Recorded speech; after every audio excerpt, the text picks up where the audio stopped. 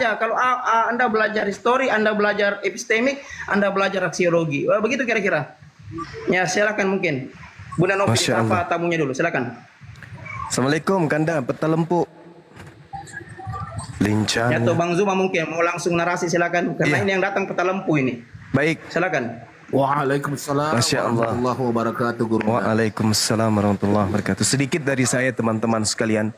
Mumpung di sini tidak ada penyembah Kristus yang digantung terkutuk ya. Ya, tadi narasi saya didengar ya? Iya. Suara saya kedengaran nggak?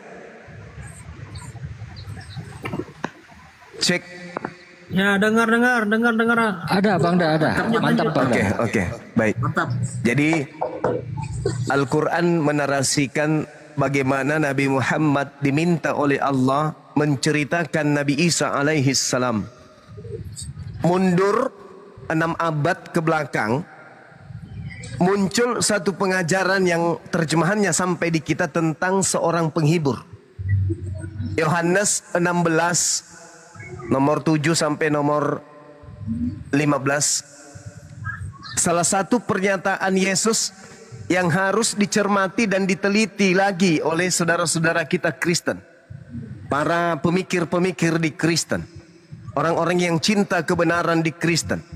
Tolong Anda sisipkan waktu untuk menelaah lebih baik sang penghibur yang oleh Yesus dikatakan penghibur itu apabila ia datang dia akan memuliakan aku, bukan menghinakan aku, bukan mengutuk-ngutuk aku, bukan merendah-rendahkan aku, bukan mengiyakan cacian-cacian orang terhadapku.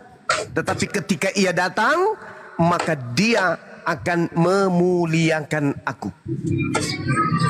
Yesus mengisyaratkan dengan sangat valid tentang kehadiran seorang manusia yang membawa kesaksian.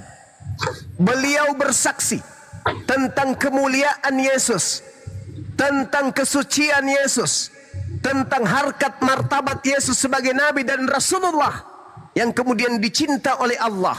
Al-Quran datang tentunya untuk menjelaskan dan menguraikan itu. Yang pertama, saudara-saudara, percuma Yesus itu kemudian dikatakan suci di dalam Bible, dalam pandangan saudara-saudara kita Kristen, kalau ternyata dia lahir dari seorang perempuan yang sudah bertunangan dengan seorang laki-laki dan nyaris diceraikan oleh seorang laki-laki yang bukan mahramnya, yang bukan suaminya. Percuma.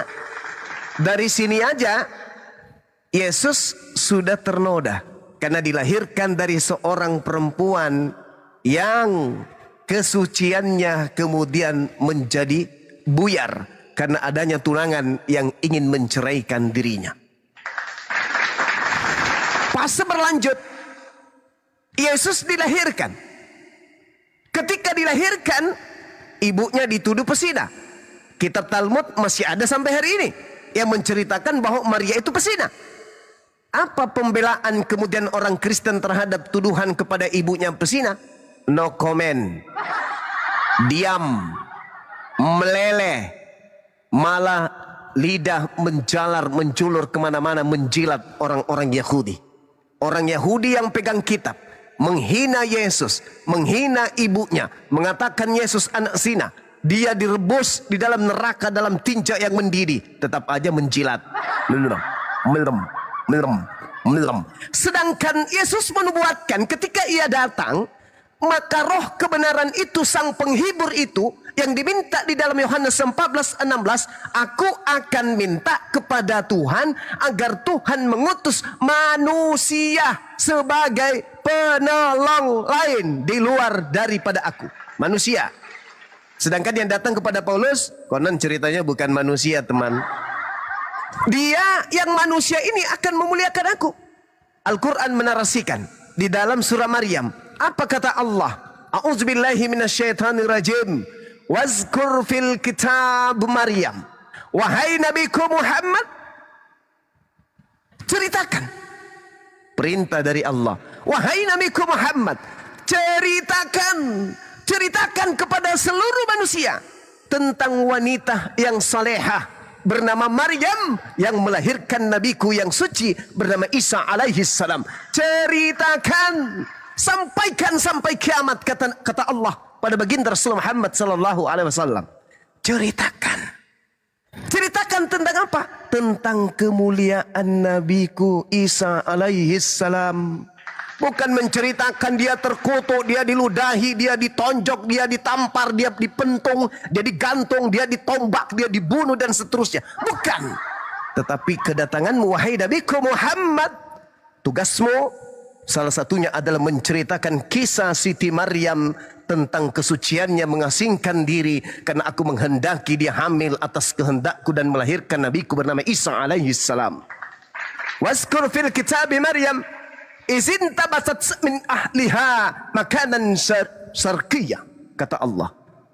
Wahai nabiku Muhammad, ceritakanlah kisah Maryam di dalam Al-Quran, yaitu ketika Maryam mengasingkan diri dari keluarganya ke tempat di sebelah timur Baitul Maqdis. Fattakhazat min dunihim hijaba fa arsalna ilaiha ruhana fatamatsala laha basyaran sawiyya. Lalu ceritakan pula kepada orang-orang wahai nabiku Muhammad, Maryam memasang tabir dan melindungi kemudian dirinya dari mereka. Lalu aku pada saat itu wahai nabiku Muhammad ceritakan kepada mereka, aku mengutus Roh Kudusku Jibril kepada ibunya Nabi Isa alaihissalam. Maka Jibril utusanku menampakkan diri dalam hadapan Siti Maryam dalam bentuk manusia yang sempurna. Qalat inni a'udzu birrahman minka in kunta taqiyya. Wahai Maryam, katakanlah kepada Jibril, sungguh aku berlindung kepada Tuhan yang Maha Pengasih terhadapmu jika engkau wahai Jibril adalah makhluk yang bertakwa. Lalu Jibril berkata, wahai Nabi Muhammad, ceritakan hal ini.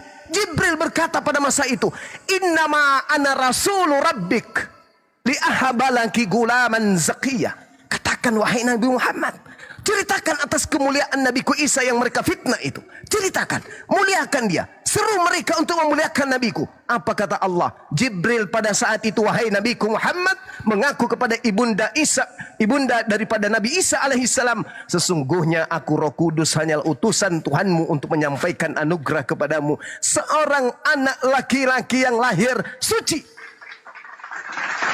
bukan lahir dari seorang manusia yang sudah membawa warisan dosa dari Adam alaihissalam. Itu fitnah. Ceritakan wahai nabiku Muhammad, katakan pada mereka bahwa pada zaman itu perempuan yang perawan ini berkata kepada Roh Kudus, qalat sa'anna yakunu li gulaman walam yamsasni basyarun walam aku bagiyah. Maryam berkata kepada utusanku Roh Kudus, bagaimana mungkin aku mempunyai seorang anak wahai Roh Kudus, padahal aku ini tidak pernah ada seorang laki-laki yang pernah menyentuhku, dan aku bukan seorang pesina. Kemudian dia berkata, aku bukan seorang pesina. Walam akum bagiyah, aku bukan pesina, aku bukan pelacur wahai Roh Kudus. Roh Kudus pun menjawab kazalik, demikianlah kata Roh Kudus. Qala rabbuki huwa alayya hayyin walinaj'alahu ayatan linnas wa rahmah minna wa kana amran maqdiyah. Roh Kudus berkata kepada ibunda Maryam, Tuhanmu berfirman wahai Maryam, hal itu mudah bagi Allah, dan agar aku menjadikan satu tanda kebesaranku bagi manusia, aku membuat engkau hamil sebagai rahmat dariku, dan hal itu adalah satu urusan yang sudah aku putuskan. Aku ingin menciptakan Nabi suci bernama Isa alaihissalam sebagai pelajaran kepada Bani Israel. Apa yang terjadi wahai nabiku Muhammad? Ceritakan. Katakan kepada mereka, sampaikan kepada mereka kemuliaan nabiku itu. Katakan, sampaikan kepada mereka. Fahamalathu fantabatsat bihi makanan qasiyah. Sampaikan kepada mereka. Saat itu hambaku Maryam wanita soleha mengandung. Lalu beliau mengasingkan diri dengan kandungannya itu ke tempat yang jauh dari pemukiman orang-orang yang nanti akan menjadi penolak anaknya. Fa'aja'ahal makhadu ila jis'in nakhlah. Qalat ya laitani mittu qabla haza wa kuntu nasya mansiyah. Kemudian terjadi, wahai nabiku, utusan yang datang memberikan kabar kepada Maryam. Terbukti ucapannya melalui dia, ucapanku melalui dia. Apa yang terjadi? Rasa sakit akan melahirkan, kemudian memaksa hambaku Maryam untuk bersandar pada pangkal pohon kurma. Lalu wanita ini kemudian berbicara, berkata, wahai Nabiku Muhammad, wahai, betapa baiknya aku mati sebelum ini. Aku menjadi seorang yang tidak diperhatikan dan dilupakan.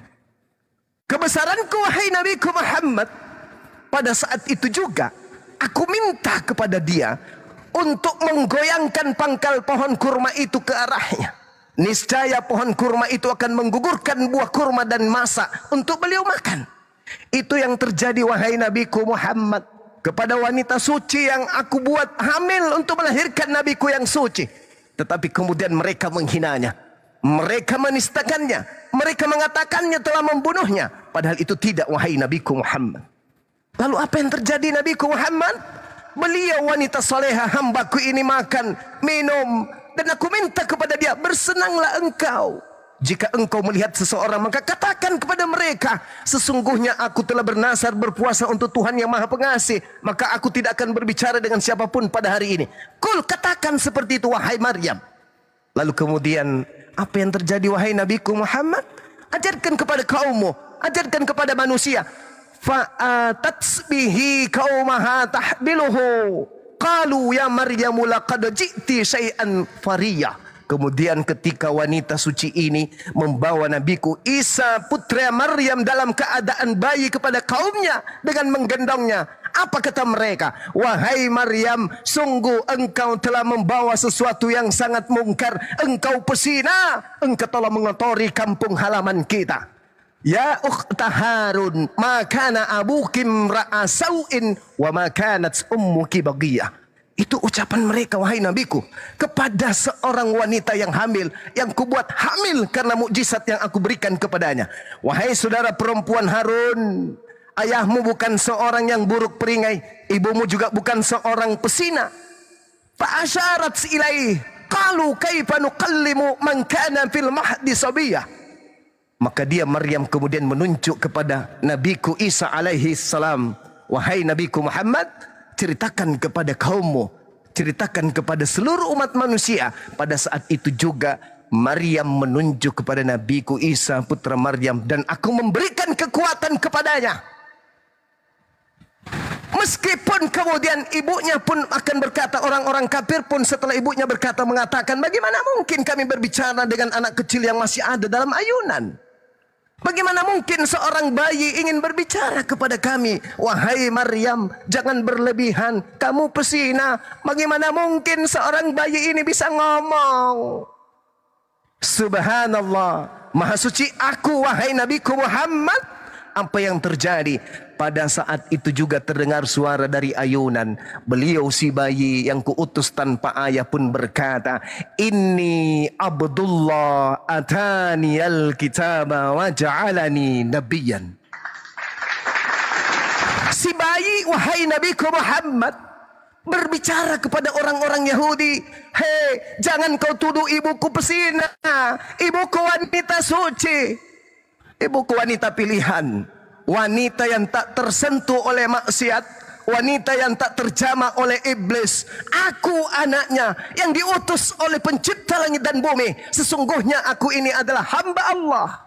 Allah yang engkau sembah telah memberiku kitab Injil, dan Allah yang telah mengutus Nabi Abraham, Ishak dan Yakub menjadikan aku sebagai seorang nabi untuk kalian Bani Israel.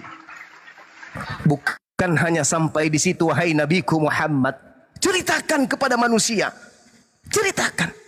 Nabiku pada saat bayi melanjutkan perkataannya di hadapan orang-orang yang telah menudingnya sebagai anak zina dan ibunya sebagai pesina. Wa ja'alani mubarakan ainama kuntu wa awsani bis shalah waz zakah ma dumtu hayya. Isa alaihi salam mengatakan, wahai Nabiku Muhammad, aku ini wahai orang-orang Yahudi, Allah mengutusku menjadikan aku seorang yang diberkahi di mana saja aku berada.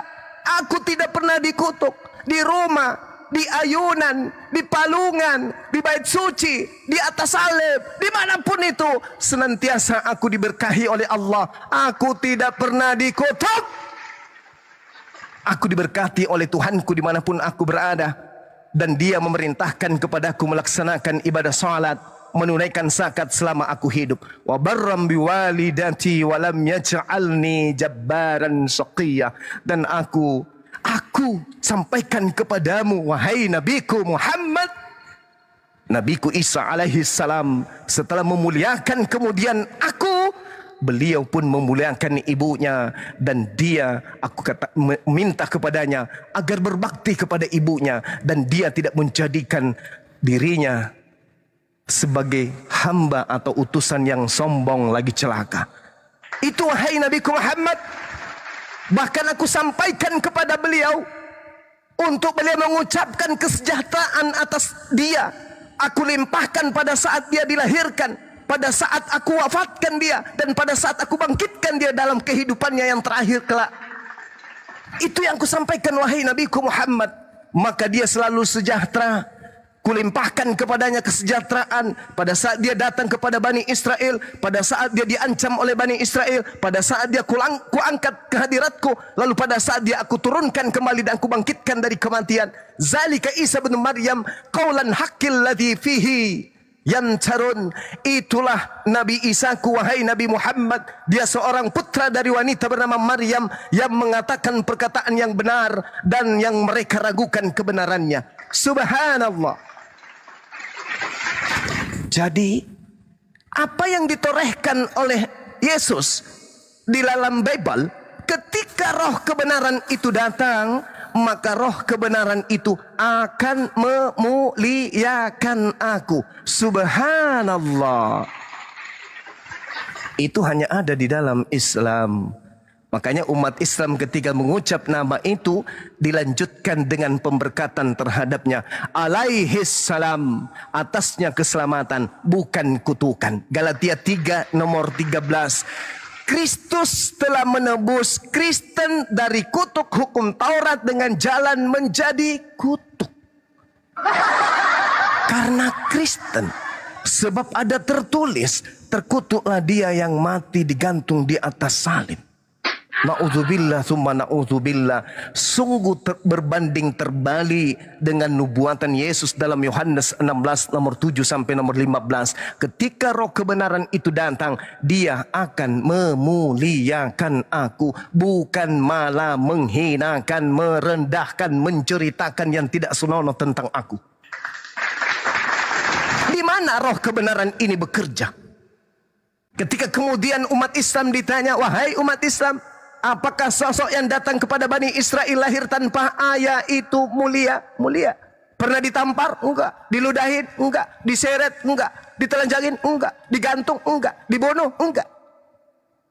Tapi kalau ditanya, apakah dia mulia? Ya. Di mana saja dia mulia? Di dunia dan di akhirat. Beliau adalah manusia yang terkemuka. Jadi yang memuliakanmu siapa, wahai Yesus? Umat Islam. Jadi yang menghinakanmu siapa, wahai Yesus? Yang mengatakan, aku mati dengan jalan kutuk dan terkutuk di atas salib. Jelas bukan? Jadi kedatangan Islam kemudian menjelaskan dan menguraikan. Makanya Allah mengatakan di dalam Al-Quran surah Ali Imran ayat 55. A'udzubillahi minasyaitanirrajim. Isqalallahu ya Isa inni mutawaffika wa rafi'uka ilayya wa mutahhiruka minal ladhina kafaru wa ja'ilul ladhina taba'uk fawqal ladhina kafaru ila yaumil qiyamah. Ingatlah wahai Nabiku Muhammad, aku pernah berfirman kepada Nabiku Isa alaihi salam sebelum engkau aku utus, Apa kataku kepada nabiku Isa alaihissalam? Wahai Isa, aku mengambilmu dan mengangkatmu kepadaku. Lalu setelah itu gimana? Aku akan mensucikanmu dari orang-orang kafir. Dengan cara apa? Aku akan mengutus seorang nabi untuk menangkis, menendang, menunjang, menampar semua, menepis semua tuduhan-tuduhan orang kafir terhadap dirimu. Entah itu ditampar kek, diludahin kek, ditonjok kek, ditinju kek, dipentung kek, digantung, ditombak, dibunuh. Aku akan minta kepada orang-orang berimanku untuk mensucikan dirimu dari orang-orang kafir tersebut.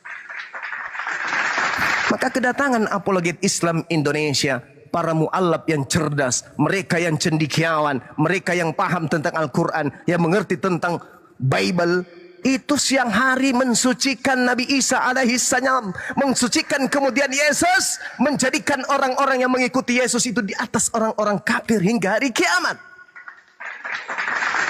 Yesus syahadat, umat Islam syahadat. Yesus sujud, umat Islam sujud. Yesus puasa, umat Islam puasa. Yesus tidak makan makanan yang diharamkan bagi Bani Israel. Umat Islam tidak memakan makanan yang diharamkan bagi seluruh umat manusia. Aku akan mengatakan kepadamu, wahai Nabi Isa, aku mengambilmu dan mengangkatmu serta mensucikanmu dari orang-orang kafir. Dengan cara apa? Mengutus sang penghibur untuk membersihkan nama baikmu dari tuduhan-tuduhan keji orang-orang kafir. Apa kata Allah? Kemudian kepadaku engkau kembali wahai Isa, lalu aku beri keputusan tentang apa yang kamu perselisihkan. Jadi Nabi Isa akan berselisih. Di mana Nabi Isa itu berselisih? Kepada orang yang telah menyembahnya. Al-Quran surah Al-Ma'idah. Apa kata Allah? Wa isqalallahu ya Isa bin Maryam anta qulta linnasi ittakhizuni wa ummi. Wahai Isa, ya Rabb, apakah engkau yang mengajarkan manusia cupu, manusia kucluk, para penghayal, tuyul, tukang tahayul ini untuk menjadikan engkau sembahan Tuhan selain daripada aku? Qala subhanaka ma yakunu li an aqula ma laysa li bihaqqa. Maha suci engkau ya Allah, aku tidak punya hak untuk berbicara apa yang bukan hakku untuk aku katakan. Dan itu masih ditorehkan di dalam kitabnya. Yohanes 12 nomor 49 nomor 50. Aku Yesus tidak berkata-kata dari diriku sendiri. Apa yang aku katakan adalah apa yang diperintahkan Tuhanku untuk aku katakan dan aku sampaikan. Dan firman Tuhanku yang aku dengar itu kekal. Itu ucapanku kepada mereka. Ma qultu lahum illa ma amartani bi ani abudullah Rabbi wa Rabbakum. Aku hanya mengajarkan kepada kaumku Bani Israel, sembahlah Allah Tuhanku dan Tuhanmu. Dan itu masih tertore juga di dalam Yohanes 4 nomor 24. Aku dan murid-muridku menyembah apa yang kami kenal, dan kalian menyembah apa yang tidak kalian kenal. Wahai Maryam, jangan kau sentuh aku. Maria, jangan sentuh aku. Tetapi pergilah kepada saudara-saudaraku. Katakan kepada mereka, aku Yesus akan pergi kepada ilahku dan ilahmu, Tuhanku dan Tuhanmu. Ini yang dikatakan kemudian oleh Allah kepada Nabi Muhammad. Sucikan Nabiku Isa alaihissalam. Tepis semua tuduhan itu wahai Nabi Muhammad. Bersihkan nama Isa alaihissalam dari kelompok orang-orang yang tidak berakal. Nabi Isa mengajarkan itu. Dan kemudian Nabi Isa diminta oleh Allah, dinyatakan oleh Allah, aku akan memberi keputusan tentang apa yang engkau perselisihkan. Apa yang diperselisihkan? Matius 7, 15 sampai 23. Pada hari terakhir nanti banyak orang berseru kepadaku, Tuhan, Tuhan, bukankah kami bernubuat pakai namamu loh, bermukjizat loh, mengusir setan pakai namamu loh? Kok sekarang kamu nggak mengakui kami? Dari nenek moyang kami loh, datang dari barat berbondong-bondong mendirikan rumah ibadah. Di situ kami siang malam memujimu loh, sampai ada pengobatan-pengobatan gratis loh, bermukjizat loh, pakai namamu loh. Kami menyembahmu, kamu mengibadahimu, kami mempertuhankanmu. Apalagi? Apa kata Yesus? Walaupun engkau memanggil aku Tuhan, bernubuat, bermukjizat pakai namaku, tapi aku tidak mengenal kalian. Kalian semua adalah pembuat kejahatan. Enyahlah daripadaku. Maka Allah kemudian memberikan keputusan atas perselisihan Yesus dengan orang-orang yang menyembahnya. Apa kata Allah?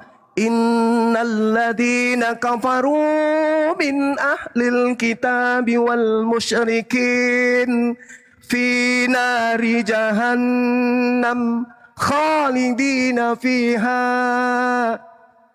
ulaika hum syarrul bariyah.